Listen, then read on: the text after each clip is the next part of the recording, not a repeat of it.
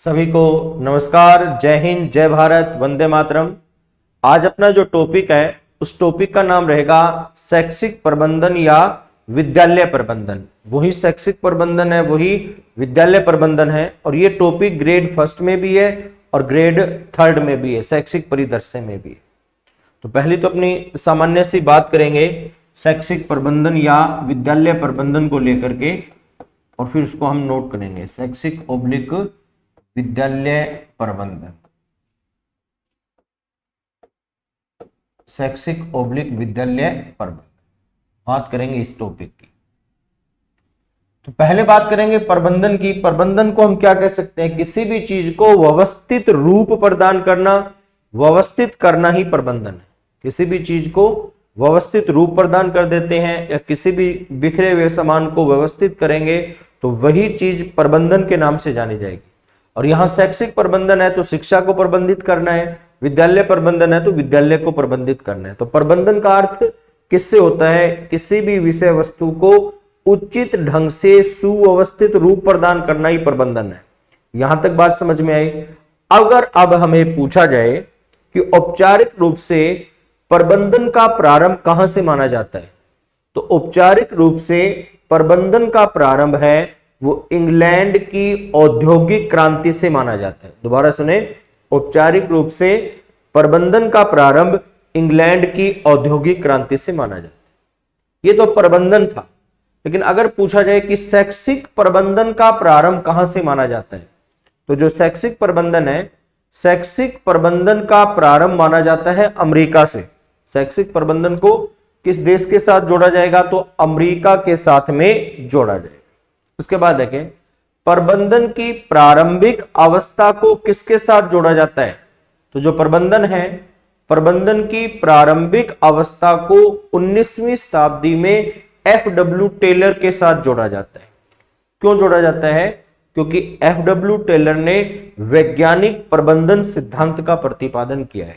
दोबारा देखें, प्रबंधन की प्रारंभिक अवस्था को 19वीं शताब्दी में एफ.डब्ल्यू. टेलर के साथ जोड़ा जाता है, जिन्होंने वैज्ञानिक प्रबंधन सिद्धांत का प्रतिपादन किया है। अब दो चीजें, अगर पूछा जाए कि प्रबंधन का जनक कौन है, पिता कौन है, प्रतिपादक कौन है, तो प्रबंधन का जनक माना जाता है हेनरी फ्योल को। किसको माना जाएगा? प्रबंधन का जनक है वो हेनरी फ्योल। अगर पूछा जाए कि प्रबंधन की सुव्यवस्थित अवधारणा का प्रतिपादक कौन है, तो प्रबंधन की सुव्यवस्थित अवधारणा का प्रतिपादक भी किसको माना जाएगा? हेनरी फ्योल को ही माना जाएगा। शैक्षिक प्रबंधन का जनक कौन है? दोनों चीजें अलग। वहां प्रबंधन शब्द था, यहां कौन सा शब्द है? शैक्षिक प्रबंधन शब्द है। कि शैक्षिक प्रबंधन का जनक कौन है? तो शैक्षिक प्रबंधन का जनक है वो लूथर गुलिक को माना जाता है। कौन रहेंगे? लूथर गुलिक को शैक्षिक प्रबंधन का जनक माना जाएगा। अगर पूछा जाए कि प्रबंधन का गुरु कौन है, तो प्रबंधन का गुरु है वो पीटर ड्रेकर को माना जाता है। किसको? पीटर ड्रेकर को माना जाता है। भारतीय प्रबंधन का जनक कौन है? तो भारतीय प्रबंधन का जनक है वो अरिंदम चौधरी को माना जाता है। किसको? अरिंदम चौधरी को माना जाता है। अगर पूछा जाए कि संगठन का मस्तिष्क किसे कहा जाता है, संगठन का मस्तिष्क कौन है, तो संगठन का मस्तिष्क किसे माना जाता है? प्रबंधन को माना जाता है। और अगर ऐसा पूछ लिया जाए कि विद्यालय का मस्तिष्क कौन है, तो विद्यालय का मस्तिष्क है वो प्रधानाध्यापक को माना जाता है। यहां तक समझ में आई? लिखें, पहली क्लास है अपनी इसकी विद्यालय प्रबंधन की, 4-5 क्लासों में ये टॉपिक अपना पूरा होगा। लिखें पहला बात, औपचारिक रूप से प्रबंधन का विकास इंग्लैंड की औद्योगिक क्रांति से माना जाता है। औपचारिक रूप से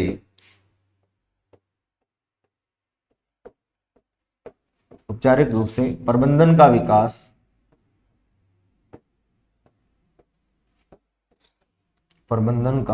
विकास इंग्लैंड की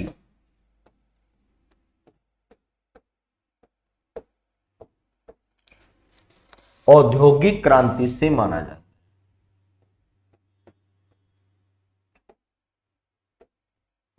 औद्योगिक क्रांति से माना जाता है। औद्योगिक क्रांति से माना। शैक्षिक प्रबंधन का विकास अमेरिका में हुआ। दूसरी लाइन, शैक्षिक प्रबंधन की अवधारणा का सर्वप्रथम विकास अमेरिका में हुआ। वहां केवल प्रबंधन शब्द था, यहां शैक्षिक प्रबंधन है। शैक्षिक प्रबंधन की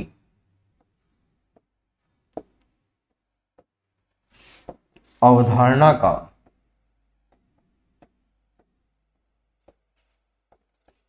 सर्वप्रथम विकास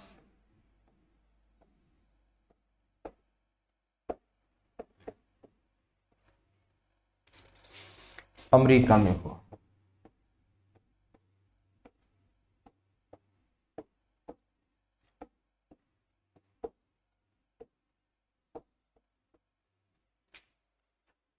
प्रबंधन की प्रारंभिक अवस्था 19वीं शताब्दी में एफ.डब्ल्यू. टेलर के साथ जोड़ी जाती है। प्रबंधन की आसान सा टॉपिक है। प्रबंधन की प्रारंभिक अवस्था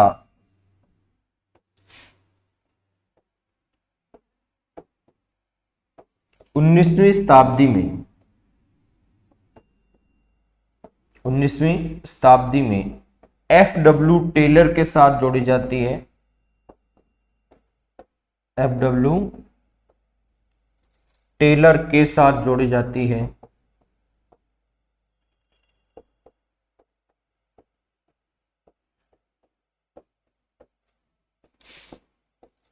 जिन्होंने वैज्ञानिक प्रबंधन सिद्धांत का प्रतिपादन किया। जिन्होंने वैज्ञानिक प्रबंधन सिद्धांत का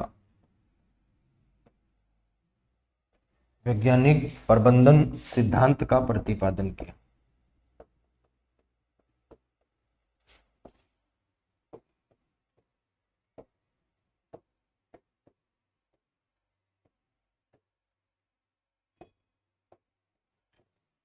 नोट करें, आसान आसान से टॉपिक है ये और ज्यादा बड़ा सिलेबस भी नहीं है आपके। अच्छे से तैयारी करोगे तो 15 के 15% सही करेंगे, ग्रेड फर्स्ट में भी और ग्रेड थर्ड में भी।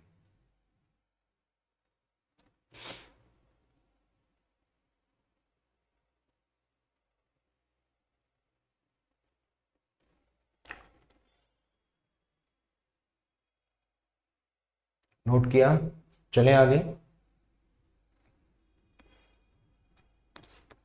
आधुनिक प्रबंधन का जनक हेनरी फ्योल। आधुनिक प्रबंधन का जनक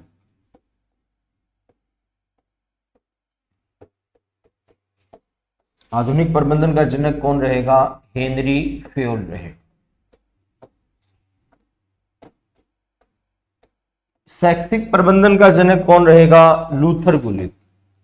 उसके बाद देखें, प्रबंधन की सुव्यवस्थित अवधारणा का प्रतिपादक। प्रबंधन की सुव्यवस्थित अवधारणा का प्रतिपादक।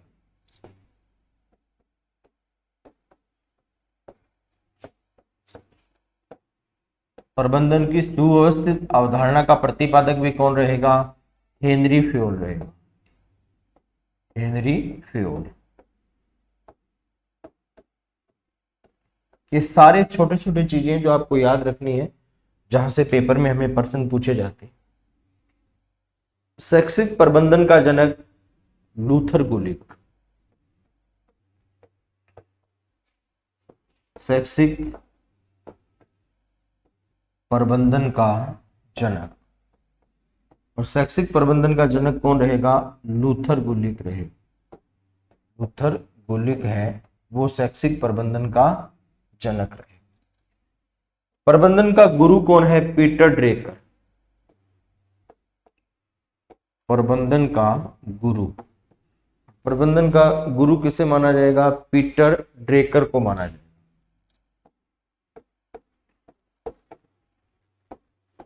Peter Drucker. भारतीय प्रबंधन का जनक अरिंदम चौधरी। भारतीय प्रबंधन का जनक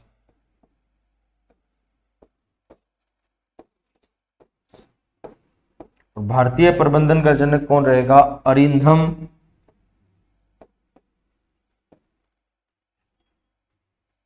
चौधरी।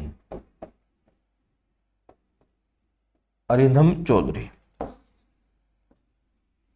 संगठन का मस्तिष्क प्रबंधन, सीधा प्रश्न पूछा जाता है कि संगठन का मस्तिष्क किसे कहा जाता है?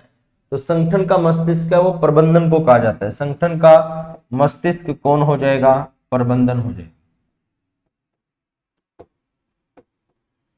और विद्यालय का मस्तिष्क कौन हो जाएगा? प्रधानाध्यापक। विद्यालय का मस्तिष्क कौन हो जाएगा? प्रधानाध्यापक।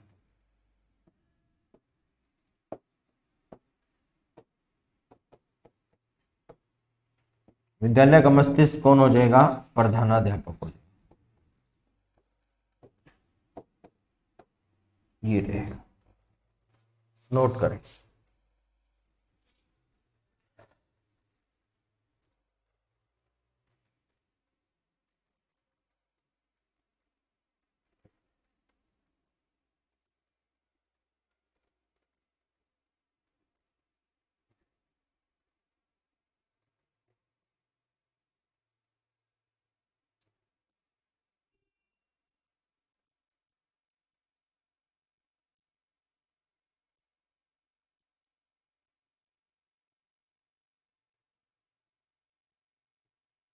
हो गया, चलें आगे। उसके बाद आता है शैक्षिक प्रबंधन का अर्थ व परिभाषा। शैक्षिक प्रबंधन का अर्थ व परिभाषा, दो तीन परिभाषा जो इंपॉर्टेंट है वो हम लिखेंगे। तो जो शैक्षिक प्रबंधन शब्द है, शैक्षिक प्रबंधन शब्द दो शब्दों से मिलकर बना है। एक तो है शैक्षिक और दूसरा है प्रबंधन। जो शैक्षिक है, शैक्षिक का अर्थ है शिक्षा से और प्रबंधन का अर्थ है उचित व्यवस्था से, अर्थात शिक्षा के संबंध में उचित व्यवस्था करना ही शैक्षिक प्रबंधन कहलाता है। दोबारा देखें, शैक्षिक प्रबंधन शब्द दो शब्दों शैक्षिक और प्रबंधन से मिलकर बना है, जिसमें शैक्षिक का अर्थ शिक्षा से है और प्रबंधन का अर्थ उचित व्यवस्था से, अर्थात शिक्षा के संबंध में उचित व्यवस्था करना ही शैक्षिक प्रबंधन। एक दो परिभाषा है, जैसे पिफनर की परिभाषा है। पिफनर क्या लिखता है कि शैक्षिक प्रबंधन से हमारा तात्पर्य व्यक्ति और व्यक्ति के बीच, वर्ग और वर्ग के बीच ऐसे संबंधों को स्थापित करना है जिससे कि कार्यों का विभाजन किया जा सके। ये कार्य उस व्यक्ति के द्वारा, ये कार्य उस पदाधिकारी के द्वारा, ये कार्य उस प्रशासक के द्वारा, ये कार्य उस कर्मचारी के द्वारा। तो अलग अलग कार्य बांट दिए जाएंगे। जैसे आप स्कूल में जाओगे तो कोई हिंदी पढ़ाने वाला टीचर है, कोई विज्ञान पढ़ाने वाला, कोई गणित पढ़ाने वाला, तो प्रत्येक विषय का कार्य अलग अलग। चतुर्थ श्रेणी कर्मचारी भी रहेंगे, प्रधानाध्यापक भी रहेंगे, है ना। तो प्रत्येक व्यक्ति का उसकी योग्यता क्षमता के अनुसार कार्यों का विभाजन कर दिया जाता है और वही व्यवस्था क्या है? पिफनर के अनुसार वही व्यवस्था शैक्षिक प्रबंधन है।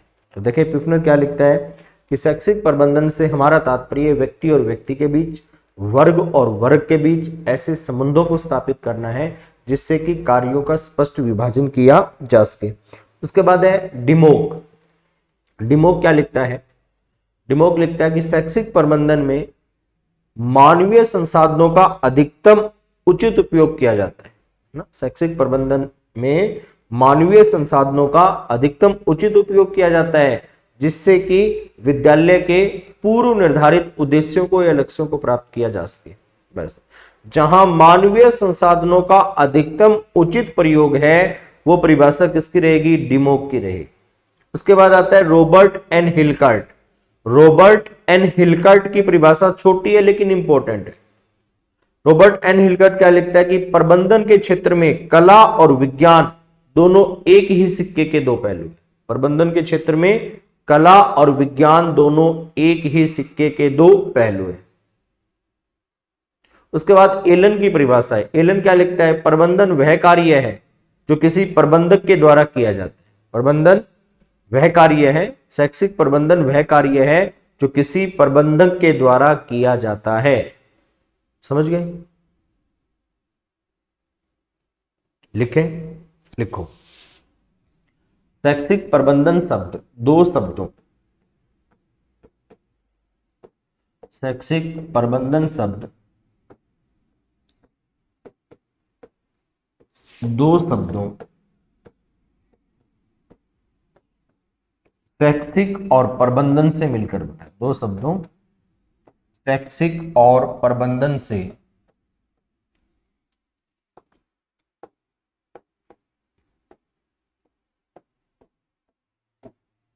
मिलकर बना है।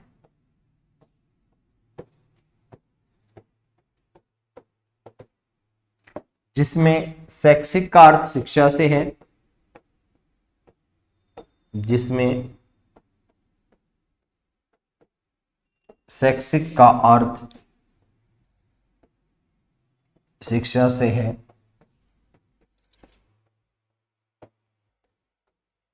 और प्रबंधन का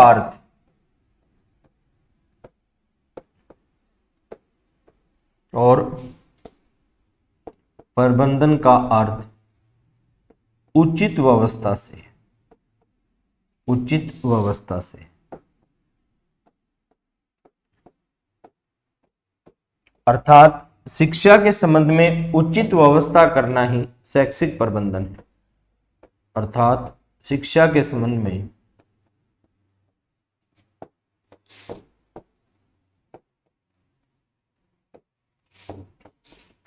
उचित व्यवस्था करना ही, उचित व्यवस्था करना ही शैक्षिक प्रबंधन।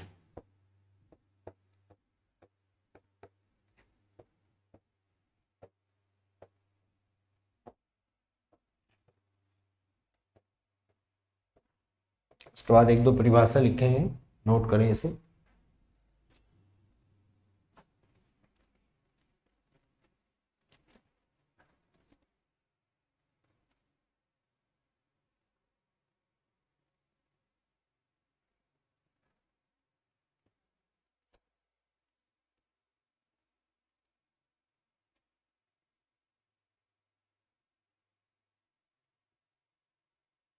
चले आगे। पिफनर की परिभाषा देखें, क्या लिखता है पिफनर। पिफनर क्या लिखता है? शैक्षिक प्रबंधन से हमारा तात्पर्य, शैक्षिक प्रबंधन से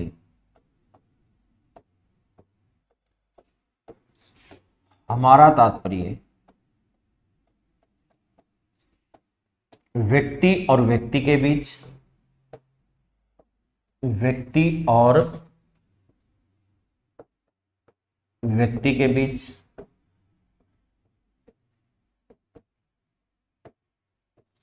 वर्ग और वर्ग के बीच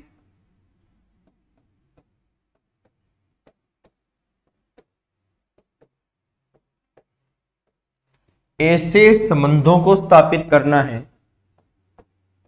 ऐसे संबंधों को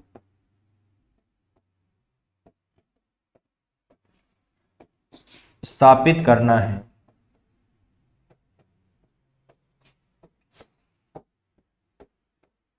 जिसमें कार्यों का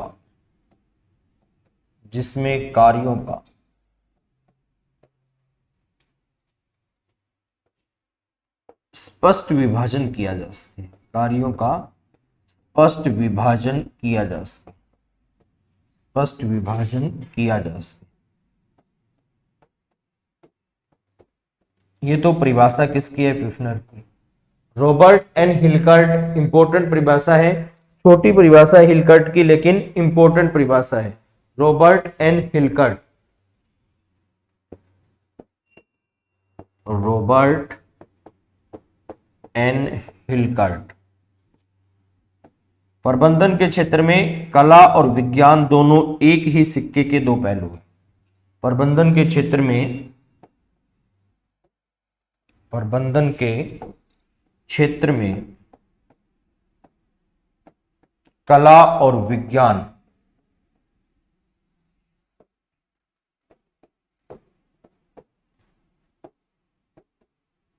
दोनों एक ही सिक्के के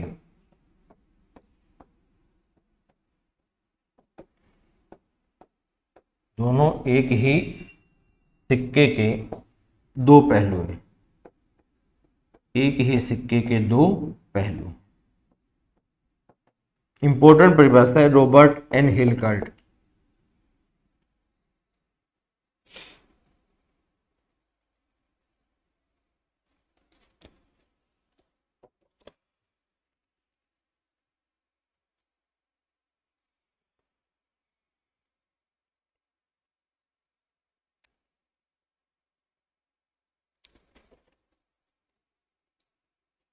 चलिए आगे। उसके बाद अगली परिभाषा अपनी आती है डिमोक की। डिमोक साहब क्या लिखते हैं? शैक्षिक प्रबंधन से तात्पर्य शैक्षिक प्रबंधन से तात्पर्य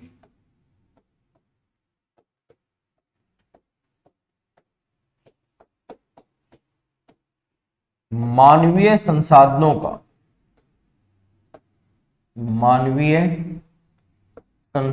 का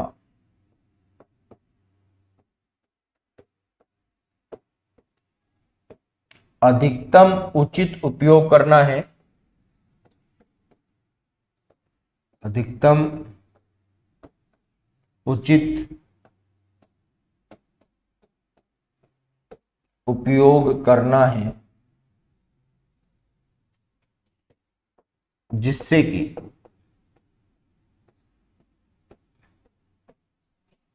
शिक्षा के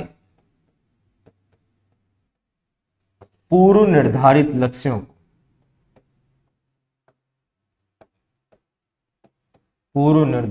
लक्ष्यों को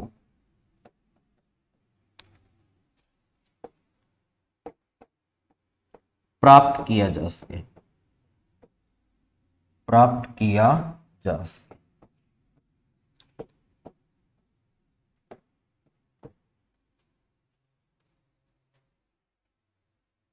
उसके बाद एलन की परिभाषा है अंतिम। एलन क्या लिखता है? शैक्षिक प्रबंधन वह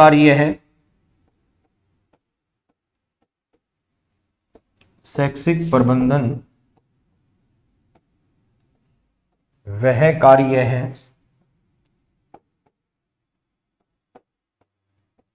जो किसी प्रबंधक को करना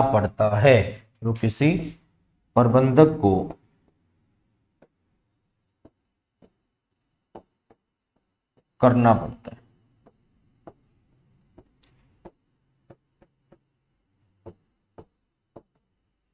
नोट करें, फिर आगे चलेंगे।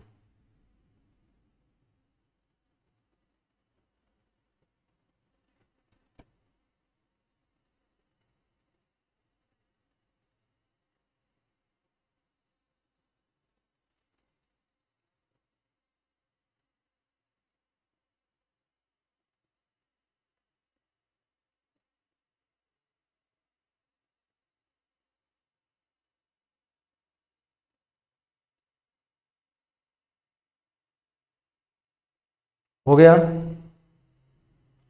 इसके बाद आएगा शैक्षिक प्रबंधन की विशेषता।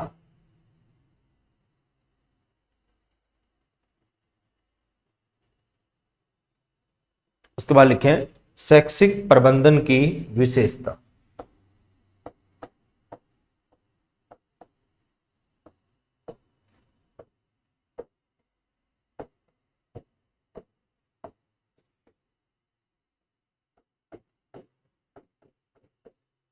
क्या कुछ विशेषताएं देखें।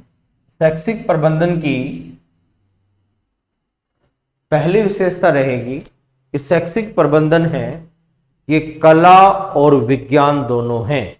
शैक्षिक प्रबंधन कला और विज्ञान दोनों हैं। दूसरा, शैक्षिक प्रबंधन एक अमूर्त अवधारणा है। शैक्षिक प्रबंधन एक अमूर्त अवधारणा है। तीसरा, शैक्षिक प्रबंधन है ये सतत और निरंतर चलने वाली प्रक्रिया है। शैक्षिक प्रबंधन सतत और निरंतर चलने वाली प्रक्रिया है। जो चौथी देखें, चौथी विशेषता शैक्षिक प्रबंधन है ये संगठन के सभी स्तर के लिए उपयोगी है, चाहे वो निचला स्तर है, मध्य स्तर है, उच्च स्तर है। तो शैक्षिक प्रबंधन है वो संगठन के सभी स्तर के लिए उपयोगी है। शैक्षिक प्रबंधन है ये शिक्षा की समस्याओं का समाधान कर, शैक्षिक प्रबंधन है ये शिक्षा में अपव्यय और अवरोधन को रोकता है। शैक्षिक प्रबंधन शिक्षा में अपव्यय को भी रोकेगा और अवरोधन को भी रोकने का कार्य करेगा। जो शैक्षिक प्रबंधन है, शैक्षिक प्रबंधन में विद्यालय के समस्त मानवीय और भौतिक संसाधनों का उचित प्रयोग किया जाता है। मानवीय संसाधनों में अध्यापक, प्रधानाध्यापक, प्रशासक, अभिभावक, बालक, चतुर्थ श्रेणी कर्मचारी, ये सारे मानवीय संसाधन है। भौतिक संसाधनों में जैसे विद्यालय भवन है, पंखे, कूलर, अन्य जो भी भौतिक सुविधाएं हैं उनको शामिल किया जाएगा। तो विद्यालय प्रबंधन में विद्यालय के मानवीय और भौतिक संसाधनों को दोनों को शामिल किया जाएगा। शैक्षिक प्रबंधन में अधिकारियों और कर्मचारियों के बीच में आपसी सहयोग और समन्वय पाया जाएगा। अधिकारी और कर्मचारी, अधिकारी कौन है? प्रधानाध्यापक, कर्मचारी है वो अन्य सारे आ जाएंगे। तो शैक्षिक प्रबंधन में प्रधानाध्यापक और अध्यापकों के बीच में या अधिकारियों और कर्मचारियों के बीच में आपसी सहयोग और समन्वय पाया जाएगा। जो शैक्षिक प्रबंधन है, शैक्षिक प्रबंधन में अधिकारियों और कर्मचारियों के बीच में अधिकार, कर्तव्य, कार्यों का विभाजन किया जाएगा। कौन सा व्यक्ति क्या कार्य करेगा, ये सारी चीजें निर्धारित होगी, पूर्व निर्धारित, और उन्हीं चीजों को व्यक्ति अपने कार्यकाल के दौरान पूरा करने की कोशिश करेगा। जब आप स्कूल में जाओगे तो आपके लिए भी उत्तरदायित्व निर्धारित किए जाएंगे, कार्य कर्तव्य निर्धारित किए जाएंगे। तो देखें शैक्षिक प्रबंधन की विशेषता में पहली विशेषता क्या रहेगी? शैक्षिक प्रबंधन कला और विज्ञान दोनों हैं। शैक्षिक प्रबंधन कला और विज्ञान दोनों हैं।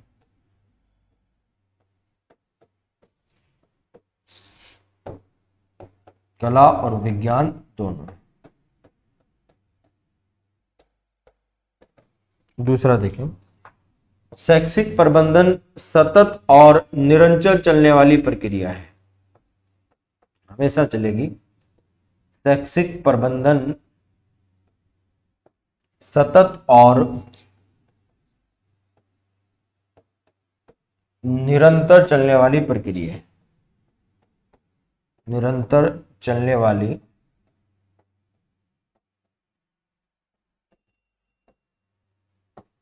प्रक्रिया है। तीसरा देखें, शैक्षिक प्रबंधन एक अमूर्त अवधारणा है। शैक्षिक प्रबंधन एक अमूर्त अवधारणा है।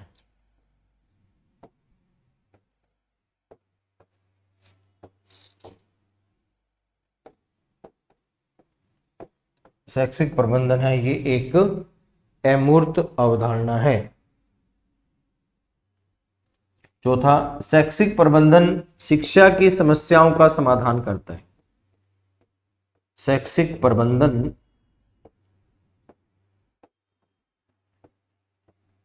शिक्षा की समस्याओं का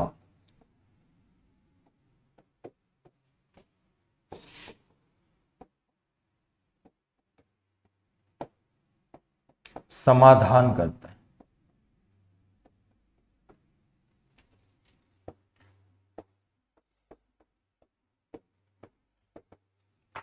शैक्षिक प्रबंधन शिक्षा में अपव्यय और अवरोधन को रोकता है। शैक्षिक प्रबंधन शिक्षा में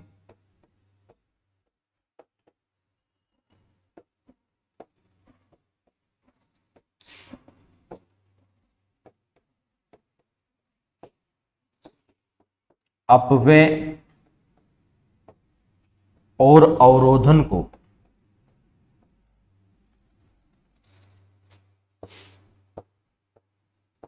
समस्या को अवरोधन को रोकते हैं। जो भी समस्या आएगी उन समस्याओं को आने से रोकेगा, उन समस्याओं को दूर करेगा। नोट करें,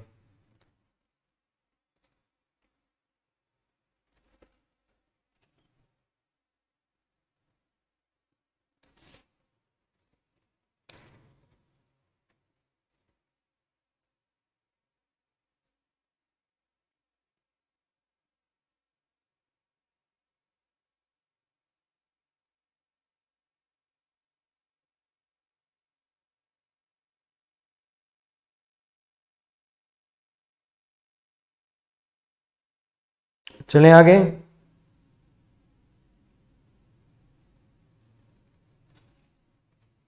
उसके बाद देखें छठा, शैक्षिक प्रबंधन में मानवीय और भौतिक संसाधनों का, शैक्षिक प्रबंधन में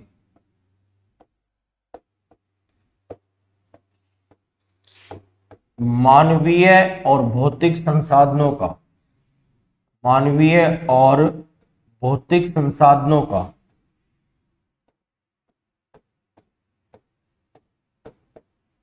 मानवीय और भौतिक संसाधनों का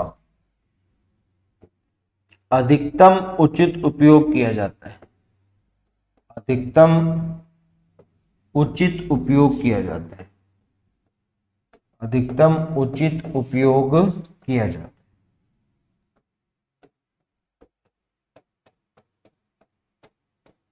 शैक्षिक प्रबंधन में अधिकारियों और कर्मचारियों के बीच, शैक्षिक प्रबंधन में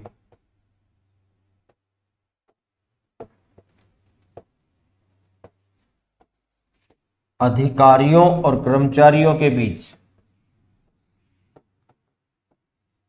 अधिकारियों और कर्मचारियों के बीच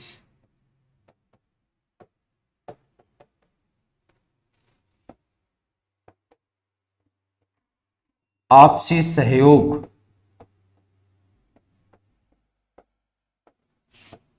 उत्तरदायित्व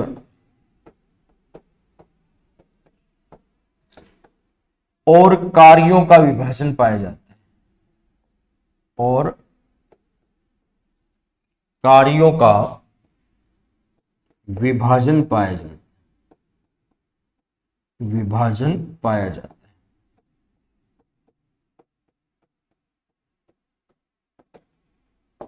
शैक्षिक प्रबंधन एक विशुद्ध मानवीय क्रिया है, शैक्षिक प्रबंधन एक विशुद्ध मानवीय क्रिया है।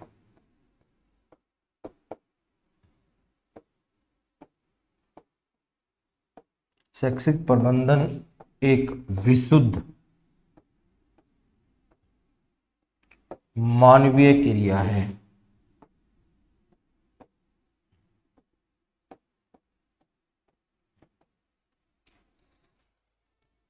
शैक्षिक प्रबंधन एक सामूहिक प्रयास है।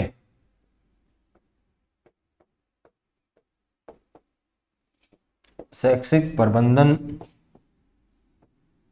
एक सामूहिक प्रयास है।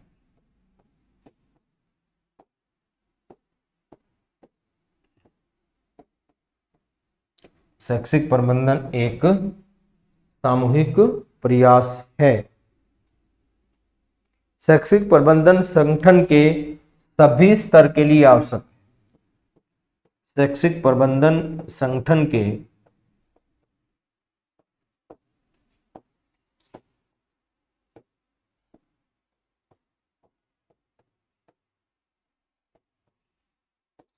सभी स्तर के लिए आवश्यक है।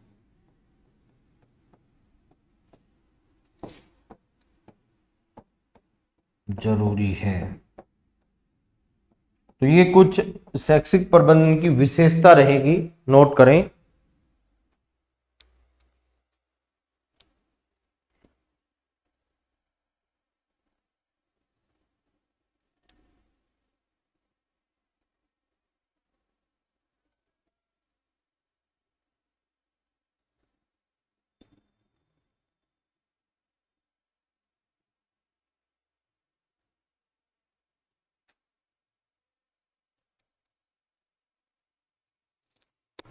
हो गया। उसके बाद अपना आता है शैक्षिक प्रबंधन के उद्देश्य क्या हैं। शैक्षिक प्रबंधन के उद्देश्य,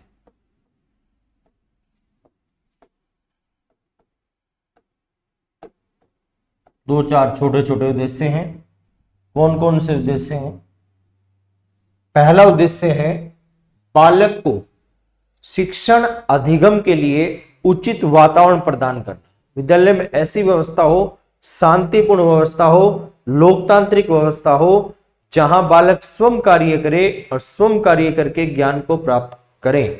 बालक को विचार और अभिव्यक्ति की पूरी स्वतंत्रता मिले, इस चीज की जिम्मेदारी कौन लेता है? शैक्षिक प्रबंधन लेता है। तो पहला उद्देश्य क्या रहेगा? बालक के शिक्षण अधिगम के लिए उचित वातावरण प्रदान करना, बालक अच्छे से सीख सके। दूसरा क्या है? समय का सदुपयोग करना, बालक के समय का सदुपयोग करना और अध्यापक के समय का सदुपयोग करना, यह भी इसका उद्देश्य है। तीसरा क्या है कि विद्यालय के मानवीय संसाधनों में और विद्यालय के भौतिक संसाधनों में आपसी समन्वय स्थापित करना, विद्यालय के मानवीय संसाधनों में और विद्यालय के भौतिक संसाधनों में आपसी समन्वय स्थापित करना, यह भी किसका उद्देश्य रहेगा? विद्यालय प्रबंधन का उद्देश्य रहेगा। बालक का सर्वांगीण विकास करना, बालक का चहुमुखी विकास कह सकते हैं, सर्वांगीण विकास करना, यह भी शैक्षिक प्रबंधन का उद्देश्य है। अध्यापक की कार्य क्षमता में और व्यवसायिक कुशलता में वृद्धि करना, अध्यापक की कार्य क्षमता में और व्यवसायिक कुशलता में वृद्धि करना, यह भी कार्य है। बालक में उत्तम नागरिक गुणों को विकसित करना, यह भी शैक्षिक प्रबंधन का उद्देश्य है।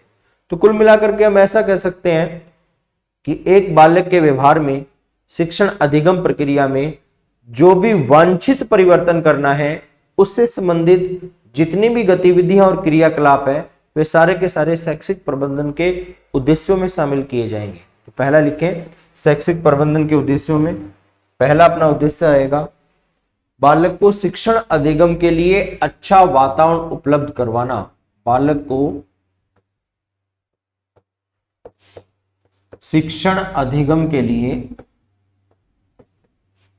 बालक को शिक्षण अधिगम के लिए अच्छा वातावरण उपलब्ध करवाना,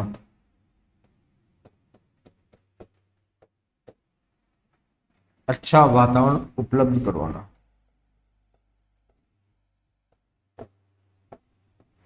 पहला तो ये रहे। दूसरा कौन सा है? समय का सदुपयोग करना, समय का सदुपयोग करना, सदुपयोग करना, इसका दूसरा करें। तीसरा क्या है? बालक में उत्तम नागरिक गुणों को विकसित करना, बालक में उत्तम नागरिक गुणों को विकसित करना, उत्तम नागरिक गुणों को विकसित करना, बालक में उत्तम नागरिक गुणों को विकसित करना, विद्यालय के समस्त मानवीय और भौतिक संसाधनों में, विद्यालय के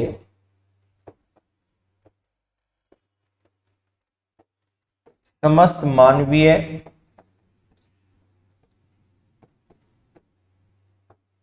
और भौतिक संसाधनों में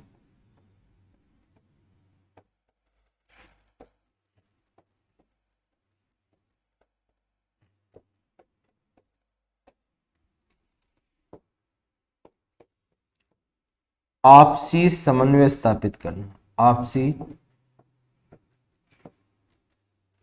समन्वय स्थापित करना,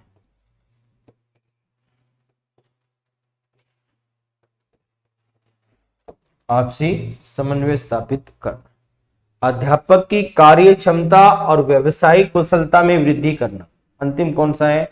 अध्यापक की कार्य क्षमता,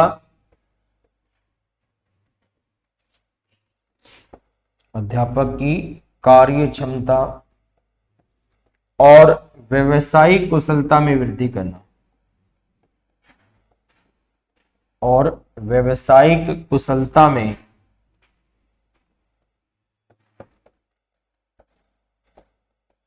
वृद्धि करना। ये सारे के सारे शैक्षिक प्रबंधन के उद्देश्य रहेंगे, ये सारे के सारे शैक्षिक प्रबंधन के उद्देश्य रहेंगे।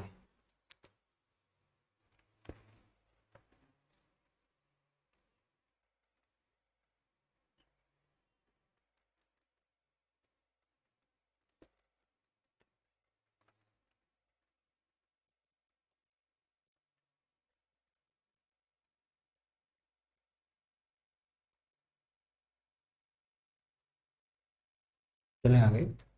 उसके बाद आते हैं शैक्षिक प्रबंधन के तत्व। और शैक्षिक प्रबंधन के जो तत्व हैं इनके प्रतिपादक माने जाते हैं जे हार्टले। टॉपिक कौन सा है? शैक्षिक प्रबंधन के तत्व।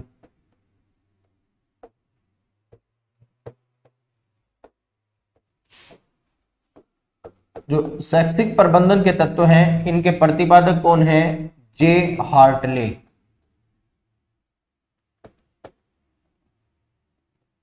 जे हार्टले है, इन्होंने शैक्षिक प्रबंधन के तत्व बताए हैं।